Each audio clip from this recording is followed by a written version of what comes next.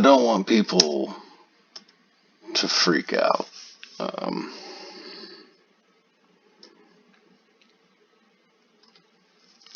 I just don't. I don't want people to freak out. I am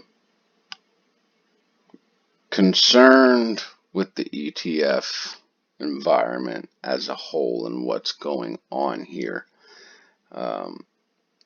Because again, I try to think like the other person in this scenario. I try to think like I'm a hedge fund who has an ungodly amount of naked shorts, and I need to find a way to quietly return these things without it being blatantly obvious that I committed this illegal act to the extent of more than a fine. Like, this would be more than a fine. The shit you don't hear about that isn't newsworthy, that's the stuff they get fined for. This shit here would land people in prison. And it should. It needs to. Because this is stealing. This is criminal activity to the fullest. But I am trying to find this fucking information, and I can't. I can't find it anywhere. And I'm messaging Charlie, who I'm a little upset with, by the way, right now, because I was riding with Charlie before anyone else fucking was. like right when he switched from doing like car videos to actually doing filings and stuff like that. And it was something different, and it was similar to what I was doing, which is how I stumbled across Charlie, because I was looking for similar things and eventually found his channel.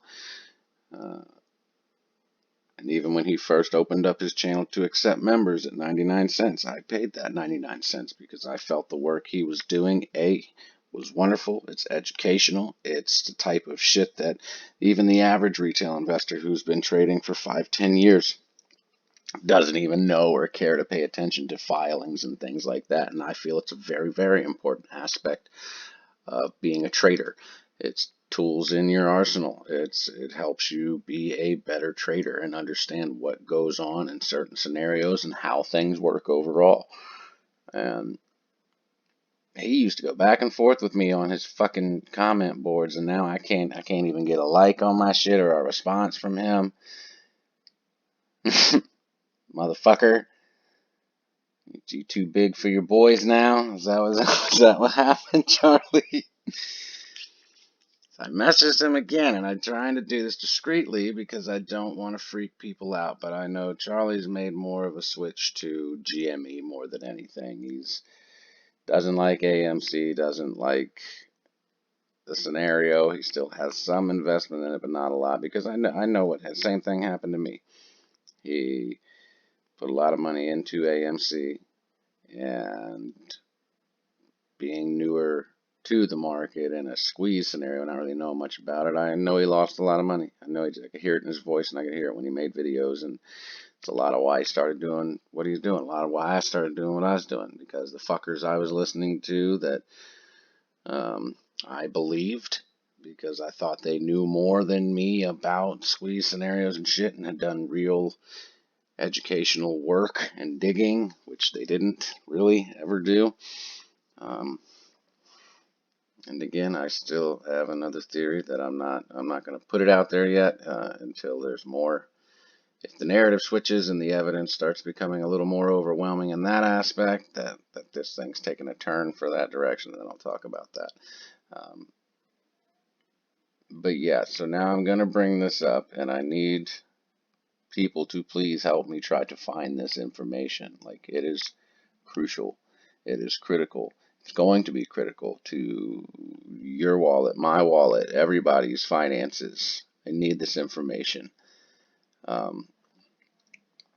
Obviously, I've been onto the ETF thing for a while. I've been talking about it for a while because I thought like a hedge fund, and how could I continue to short this stock, keep it down while returning my shares quietly quietly, and I can fuck with the short interest and make it say whatever I want it to say, so it, doesn't look like I returned all these shares, but somehow the price is still down. So that short interest needs to look like it's still up there. Those shares on loan still need to look like they're up there. And you can use a variety of put and call options to make that information appear that way. And that's been my thought all along, that that's what they were going to do, and that is what they've ended up doing, is shorting these ETFs. And I know they're returning. And then there's the possibility that one day you wake up and like it happened with GME. I think GME was sitting at, I think it was at like 13, 14. I stopped paying attention to GME a while ago when I really turned my head towards AMC, but I felt like it was like sitting somewhere between 13 and 15% short interest. And then like overnight it went down to 9% or something like that, which is a huge, huge fucking drop considering the fact the price wasn't going up at all. So it didn't make sense. And no one paid attention to it, really. No one even talked about it. Everyone was just like, huh.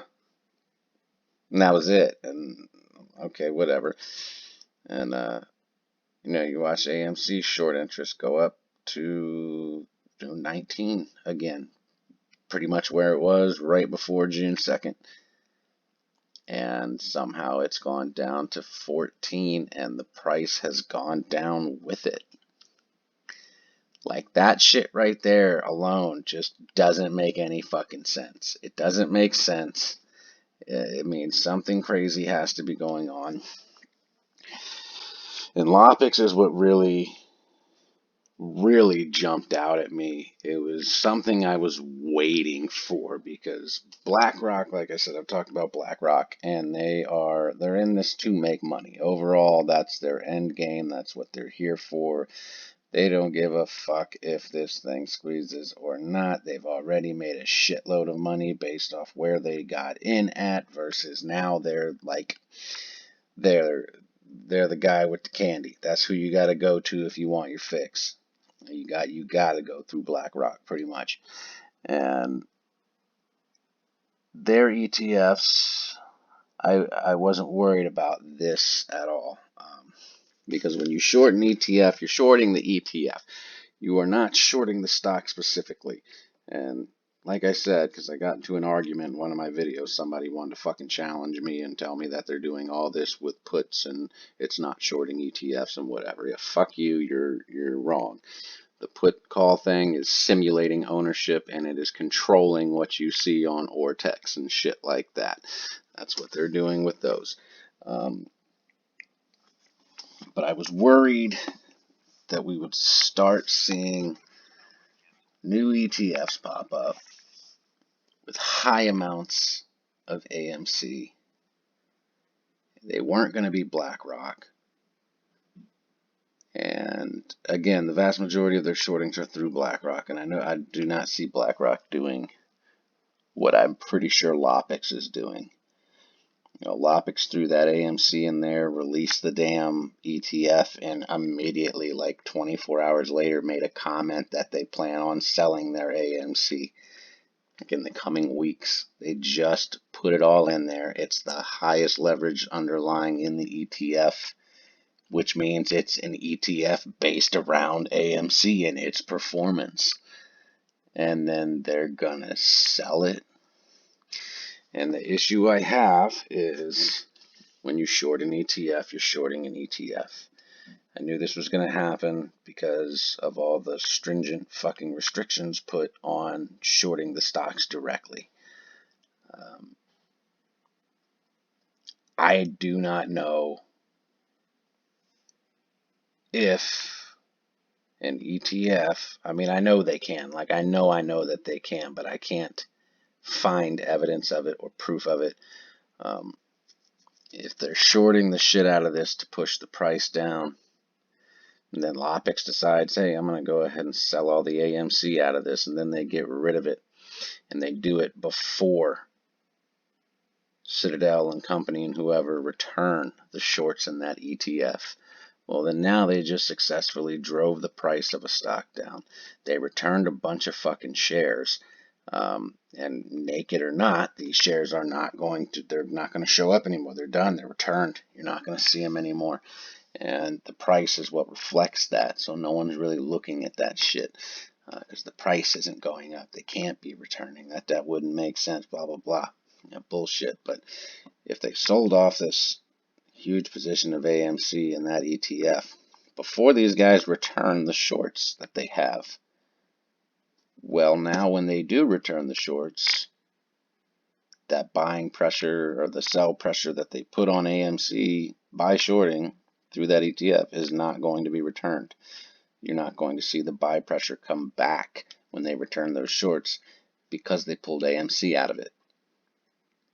And I know they can do it. I know they can. And I believe the only way it would be illegal is if someone specifically pointed it out and could prove that they did that intentionally, that Direxion created this thing specifically to be shorted by whoever and then removed it before they had to return the shorts, thus manipulating the stock price intentionally, which is very, very illegal. I don't foresee BlackRock doing that. BlackRock's not going to sell all their shares out of their ETF before they return them. I don't think they would. But I don't know. I don't fucking know. BlackRock's in this to make money, however they can. I do know it is a good sign that some of these other mutual funds and shit were adding AMC to them because those are long-term investments that you can't short, you can't fuck with. They're not lent out. That's a different area of trading or investing. But I can't find any information on this. I can't find an answer to this question anywhere because this scenario is just unique. If a company could short an ETF with the intention of driving a stock price down, and then that ETF remove the underlying before they return, nullifying the chance of the price movement being pushed back up to where it should be when the shorts are returned. So I don't foresee this being a broad thing that would happen or could happen because BlackRock and Vanguard hold the majority of the ETFs and the majority of the holdings in AMC and GME and all that shit. But it's just, I don't know. It's just something that worried me. And I don't know what the fuck BlackRock and all them are going to do. I have no fucking clue. I don't know what they're going to do. But this would be literally a perfect storm and a perfect way to utilize an ETF in order to return shares, keep the price down so it doesn't look like you're returning shares. You got enough calls and puts in place to keep this short interest and the short shares on loan looking exactly the same while you're sneaking these fucking synthetics back so that you're not caught with them in your hand at the end of the day. Again, I still think it's more of a softening the blow is what they're trying to do. No matter what, this thing is going to have to blow up at some point. And if it didn't, people are going to die. Literally, you got 4 million people invested in this thing. That's going to be a fucking problem. A big problem. And I don't foresee that happening, but still, I can't find this fucking answer anywhere. I can't. And I have been looking and looking and looking for such a long time, and I cannot find it anywhere. I don't know if anyone out there has any friends that, are Wall Street gurus that work in finance that know more about ETFs and shit than I do. That's been one of my big concerns.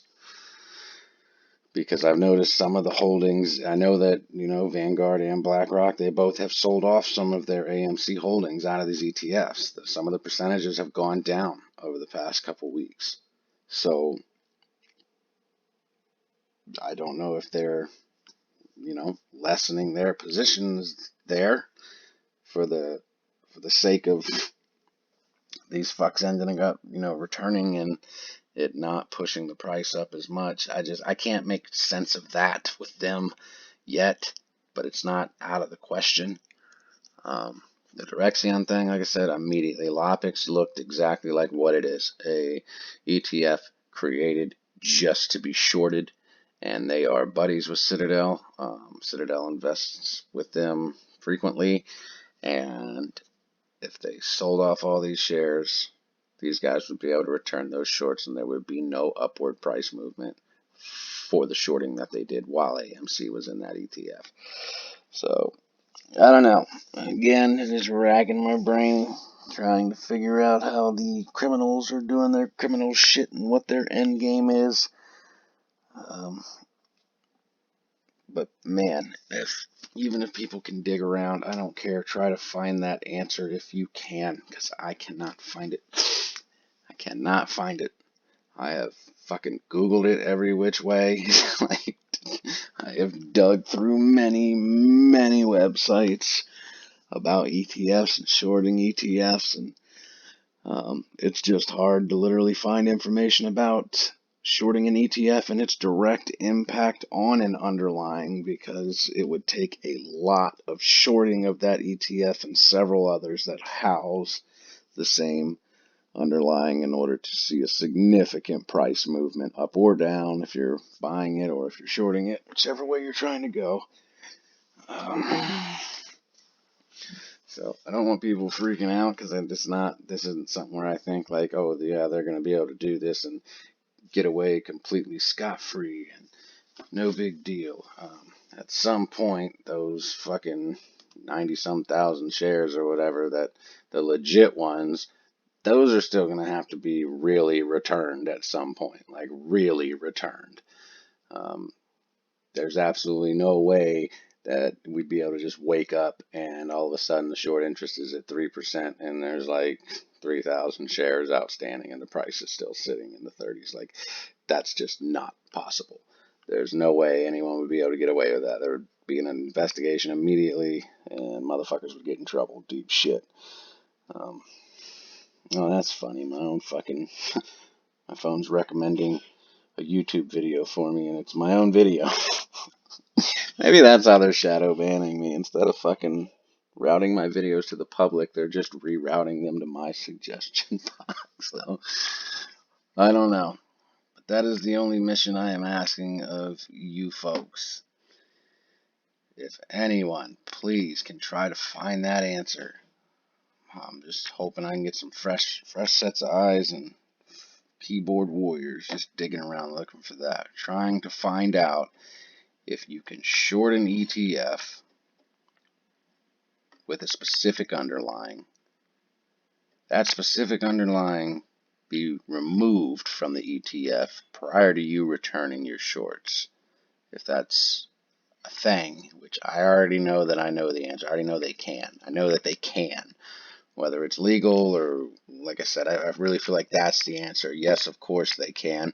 It's an ETF. They change holdings all the time. It's supposed to be a long-term investment anyway. You're not supposed to do what they are doing with ETFs. You're not. So I know the answer, but I'd like to just find some solid, fucking feasible, tangible evidence I can read, see, discuss, know for sure. Everything about it tells me yes, of course they can. I mean, you've already seen what they do and what they are doing, and my brain already imagined this scenario happening, and then Lopix popped up. And so I already feel like that is the answer, but I need to like see it. I need to hear it from someone with financial experience to know for certain that theory is not just a theory and it's correct. It can be done. If you guys can find it, awesome. I'm going to keep looking for it. If not, don't beat yourself up, because fuck, man, like, some of this shit is hard. Trying to find these answers, it's fucking hard. It really is. All right, I'm gonna get out of here because I'm gonna go try to find that answer still. Later.